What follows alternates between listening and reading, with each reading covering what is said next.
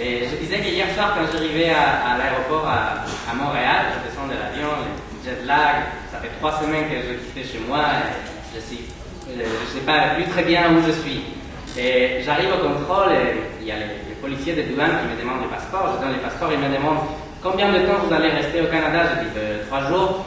C'est quoi la raison de votre visite? Je dis je vais participer à une conférence. Je dis vous travaillez à l'université? Je dis non, à un parti politique. Il regarde mon passeport, il me regarde moi, il dit est-ce que vous êtes de Podemos?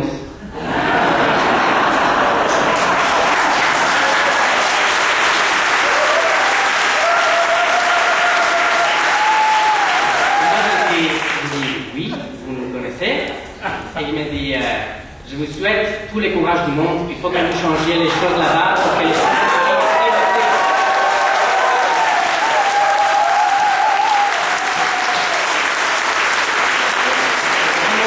c'est vraiment difficile à transmettre, c'est vraiment difficile à expliquer. Et tout ce soutien, toute cette passion que moi j'ai la chance de voyager beaucoup maintenant. Et de rencontrer des gens qui, dans des contextes très différents, dans des pays très différents, quand même, ressentent l'appel, ressentent une similarité, une urgence, le même besoin, les mêmes sentiments d'être du côté de la justice et de former partie d'un mouvement qui ne va pas s'arrêter et qui peut s'élargir et se répandre un peu partout. C'est vraiment un plaisir, c'est vraiment un bonheur d'être ici. Et merci à Alternative, merci à Québec Solidaire, merci à la Fondation Rosa Luxembourg, merci aux gens du Cercle Podemos Montréal que j'ai vu tout à l'heure. Hablamos ahora al final, c'est vraiment touchant de se retrouver ici. Et nous, à Podemos, nous disons souvent une vérité qui est que le peuple qui lutte pour leur dignité, le peuple qui lutte pour leur futur, pour leur avenir, ne sont jamais seuls. Et c'est vraiment un honneur d'être ici au Québec, dont le mouvement des étudiants et des étudiantes a été toujours un référent pour nous. Nous vous suivons avec orgueil, nous sommes avec vous, continuez la lutte et je suis sûr qu'on va gagner.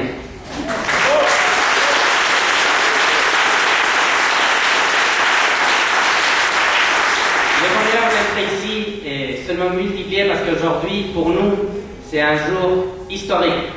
Aujourd'hui, ce matin, en Espagne, dans les villes de Madrid, Barcelone, Saragosse, Coruña, Valencia, Cadiz et beaucoup d'autres, il y a des gouvernements populaires qui sont entrés dans les institutions.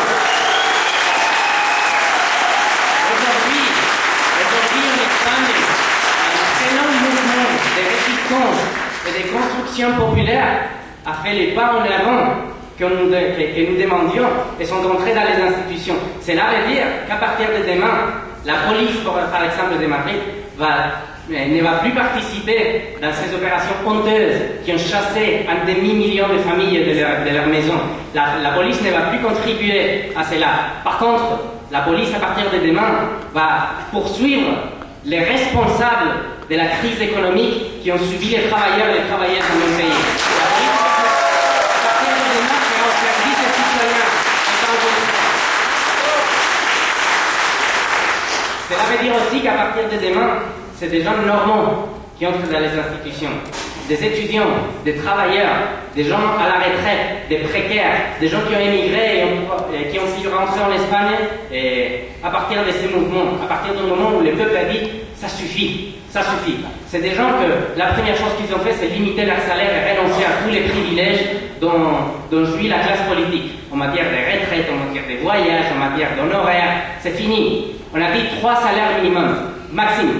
Parce que si les gens normaux, si les politiques, si les représentants du peuple ne disent pas comme les gens qu'ils représentent, c'est très difficile qu'ils vont comprendre quels sont leurs besoins.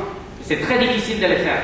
Donc, à partir de demain, c'est des gens qui ont renoncé à ces privilèges. C'est des gens qui ont fait une campagne électorale sans emprunt bancaire, qui ne doit rien à personne. Les responsabilités, c'est seulement envers les gens qui ont participé à l'élaboration d'un programme participatif. Des gens qui pourront exercer leur droit de convoquer un référendum révocatoire après 2 ans de mandat pour valider la présence continuelle des représentants dans les institutions.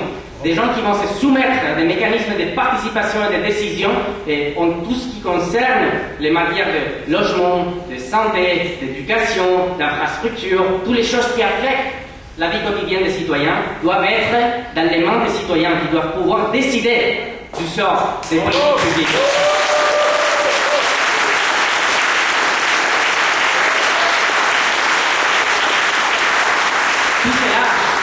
Tout cela est très important parce qu'il y a des choses qui vont commencer à changer demain. Mais c'est important aussi au niveau des idées, au niveau des narratives. Parce que nous avait dit depuis le début de la crise, on nous avait dit des gouvernements soi-disant de gauche comme des gouvernements soi-disant de droite qui appliquaient exactement les mêmes politiques. Nous disaient il n'y a pas d'alternative. C'est impossible. Quand le 15 mai 2011, des milliers de gens se sont rassemblés dans les places de l'Espagne, et le gouvernement à l'époque nous a dit si vous voulez changer les choses, présentez-vous aux élections. Là maintenant, ils rigolent plus. Ils rigolent plus. Nous sommes là et nous sommes entrés dans les institutions.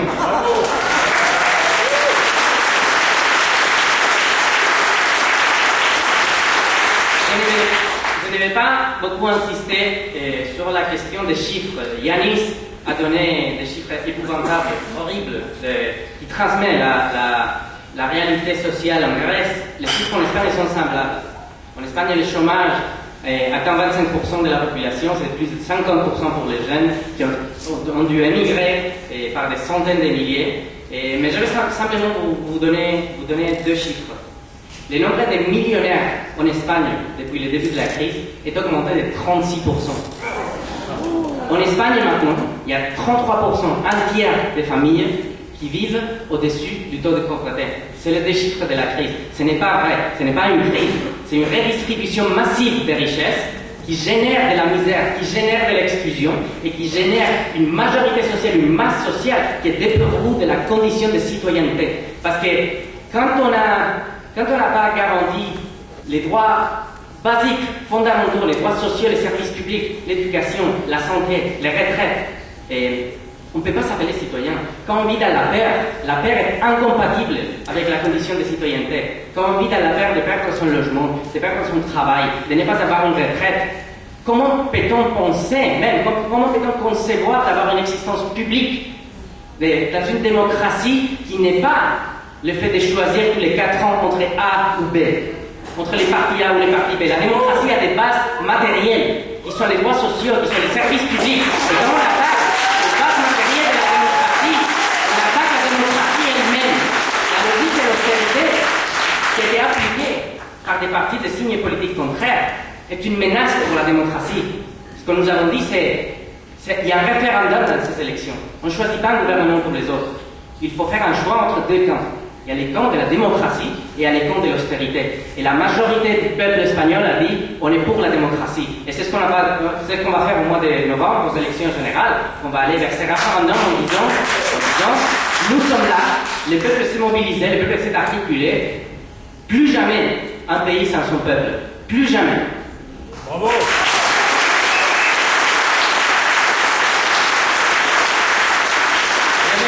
Je ne vais pas m'attarder beaucoup parce que toujours les débats et l'échange c'est mieux que le discours, mais je voulais simplement vous donner quelques éléments sur l'hypothèse Podemos. Qu'est-ce qu'il y a derrière ce mouvement qui est né il y a 1 an et demi, sans ressources, sans argent, sans médias, disons, c'est un vrai miracle ce qui est arrivé. Et en 3 mois, avec un budget de campagne qui était 1/50 de ceux des partis traditionnels, sans apparaître dans les médias. Et on a réussi dans les élections européennes du mois de mai 2014 une percée historique. On a eu 8% de voix et 1 300 000 voix. Personne ne s'attendait à ça. Mais la nuit des élections, le pays s'attendait de voir des images de célébrations, de fêtes, de jeunes qui dansaient, qui s'embrassaient. Nous sommes sortis très sérieux. Nous avons dit, ce soir, nous avons perdu les élections. Demain, il y aura toujours des familles qui vont perdre leur maison. Il y aura toujours des gens qui vont se réveiller sans savoir qu'est-ce qui va se passer ou qu'est-ce qui va arriver à ces enfants. Et nous sommes sérieux, nous sommes là pour changer le pays. Et alors là, les gens se sont dit, ils sont sérieux. On a continué avec cet effort, on a créé une révolution des esprits, une certaine éthique de la victoire. Et on a dit, le moment c'est maintenant, et on ne va plus renoncer. Peut-être on va jouer, mais ça ne va pas être en raison d'un manque d'effort, d'un manque de volonté de gagner. Ça c'est le jour des élections locales, des élections régionales, où on a fait ces percées historiques. Mes camarades n'étaient pas contents. Ils disaient, il y a beaucoup de travail à faire, il reste beaucoup à faire. Et ça c'est le plus important. Les changements commencent par une mentalité. Ce qui nous faisait, ce que nous ne comprenions pas, c'était le conformisme, la résignation, la passivité avec laquelle on acceptait d'être mis dans la marginalité de l'échiquier politique. Oui, vous êtes la gauche radicale, l'extrême gauche, voilà. Peut-être un jour, si vous faites les choses très bien, vous aurez 8% de voix. Peut-être. Peut-être que vous aurez le droit à une petite minute à la télévision pour dire que tout va mal, être très pessimiste surtout. Ce que nous avons fait, c'est comprendre qu'il faut parler aux gens. En 2011, quand les gens étaient dans les classes, il y avait des enquêtes qui disaient que 80% de la population était d'accord avec ce que les jeunes étaient en train de dire. 80%. La gauche traditionnelle en Espagne a pensé que, bon, ces choses arrivent d'un jour à l'autre, soudain, 80% de la population s'est réveillée du sommeil mystique de l'idéologie est devenu de gauche. Ce n'est pas vrai. Ce n'est pas vrai, c'était des choses de bon sens, des sens communs. Ce qu'on disait et la façon dont on l'a dit, aussi en renonçant à certaines pratiques identitaires que nous avons dans la gauche, parce que nous aimons bien nous regarder dans le miroir et dire « Ah, est-ce que je suis de gauche? Je suis plus pur que personne. » C'est pas ça la tâche d'une force politique qui aspire à la transformation sociale. Il faut parler aux gens. Il faut parler à 80% et là dehors, on va être d'accord, parce que les gens sont d'accord. Les gens sont d'accord avec des choses qui sont basiques, qu'après une vie de travail dur, on a les droits d'avoir une retraite avec dignité. Les gens sont d'accord avec le fait que quand les gens ont travaillé, ont étudié, se sont formés, ils ont les droits d'avoir un avenir en dignité dans leur pays. Les gens sont d'accord avec le fait que les systèmes politiques, que les élites politiques et économiques ont instauré une logique de corruption profonde qui est un acte de trahison. Nous avons fait une chose en Espagne, et nous sommes un parti neuf, mais nous avons beaucoup de mémoire. Et dans nos sangs, on a la mémoire des combattants espagnols qui ont été les premiers en Europe à se mettre depuis contre le fascisme. Et après avoir perdu une guerre, ils ont continué de lutter et ont libéré Paris en 1944. Alors qu'en Espagne, il a été laissé avec 40 ans de dictature fasciste. Et que même aujourd'hui, on a des milliers de personnes qui sont enterrées au bord de route. Nous avons une mémoire longue qui se traduit dans la responsabilité. Mais la responsabilité, ce n'est pas de se contenter de nos symboles, de nos pratiques, de nos traditions. Il faut parler aux gens, il faut sortir. Nous avons pris au sérieux la bataille pour l'hégémonie. En Espagne, la gauche maîtrisait les médias. Oui, parce qu'ils mentent, parce qu'ils sont des serviteurs de leurs âmes. On le sait. Mais aujourd'hui, c'est 80% de la population. Leur principal moyen de socialisation politique, c'est dans les médias. Nous nous sommes préparés, nous sommes allés là, nous avons donné la bataille. Et c'est comme ça qu'on a réussi aussi à installer un nouveau sens commun. La bataille de l'hégémonie, comme disait Gramsci, est complètement essentielle, fondamentale pour pouvoir préparer une transformation historique, une ouverture sociale, sans arriver aux consciences des gens, sans pouvoir articuler un discours qui se situe au centre même de la vie politique. Au centre, ils nous ont dit « Ah, vous n'êtes ni de droite ni de gauche. » Ok, on sait ce que vous voulez, mais la centralité n'est pas le centre. La centralité est la capacité de distribuer et articuler les sens des choses, d'articuler des récits qui après vont avoir des effets. Nous avons compris depuis le début que notre lutte, à cause de notre propre faiblesse, parce qu'en Espagne, après 30 ans de néolibéralisme, tous les espaces sociaux, tous les tissus sociaux de la gauche, les syndicats, l'université, les centres sociaux, étaient abîmés, c'était un désert, parce que le pouvoir les a combattus, les a inutilisés. Alors, ce que nous avons fait, c'est essayer de tourner cette faiblesse en force. Et c'est pour ça que, en très peu de temps, Plus de 350 000 personnes ont adhéré à Podemos, ont participé dans les forums numériques. Nous avons essayé de combiner la base militante essentielle de nos cercles. Nous avons plus d'un millier de cercles, dont une centaine à l'étranger, dans plus de 80 pays. Mais nous avons essayé de combiner les travail militants essentiels pour un projet de transformation avec des espaces de participation pour les gens qui ne peuvent pas se mobiliser, parce qu'ils travaillent, parce qu'ils ont des enfants, surtout des femmes, parce qu'ils ont émigré. Ces gens-là, on ne peut pas les ignorer. Il faut trouver les moyens de les interpeller, de leur donner un espace pour participer. L'hypothèse Podemos, c'est de construire cet espace politique qui pourrait combiner tous ces éléments. La lutte pour l'hégémonie, même à niveau des médias de communication. L'activation d'une base militante qui pourrait exercer ce processus de construction populaire. Parce que c'est une autre chose que nous avons compris. Le peuple n'est pas là. Le peuple n'est pas là.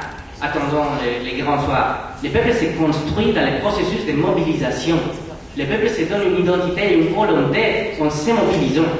Et à la fin janvier, quand nous avons convoqué une marche à Madrid, plus de 300 000 personnes sont venues. 300 000 personnes de partout du pays. Et c'est là, ces jours-là, quelque chose s'est passé. Ce n'était pas une manif comme les autres.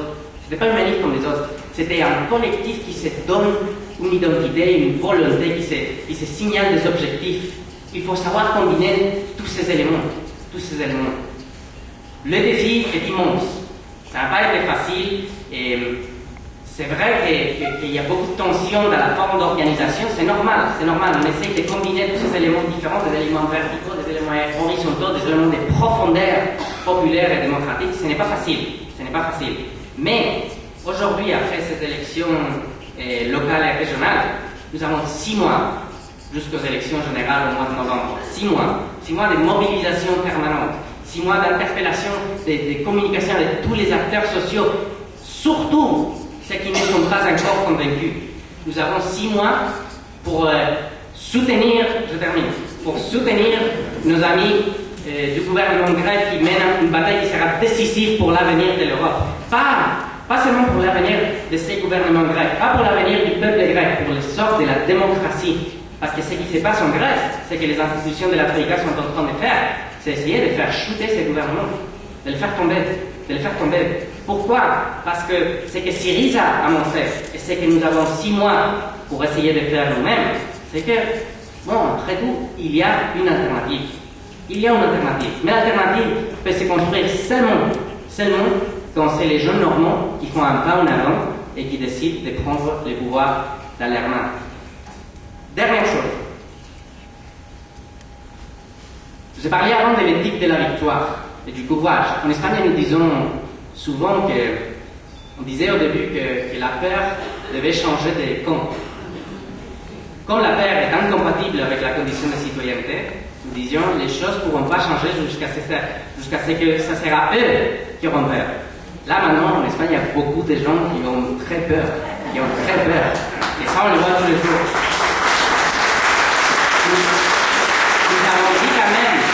Nous avons dit quand même que ça ne suffit pas que la peur change de camp. Aussi la joie doit changer de camp. Et c'est une joie tranquille, une joie qui sent la responsabilité historique. Mais cette joie, elle se répand, elle se contagie et c'est l'énergie qui vraiment peut faire bouger un projet comme les nôtres, j'espère, comme les vôtres. Il y avait un poète espagnol, c'est toujours difficile de traduire des poèmes, mais qui disait quelque chose comme pour ceux qui marchent, il n'y a jamais de chemin. C'est en marchant qu'on ouvre son propre chemin.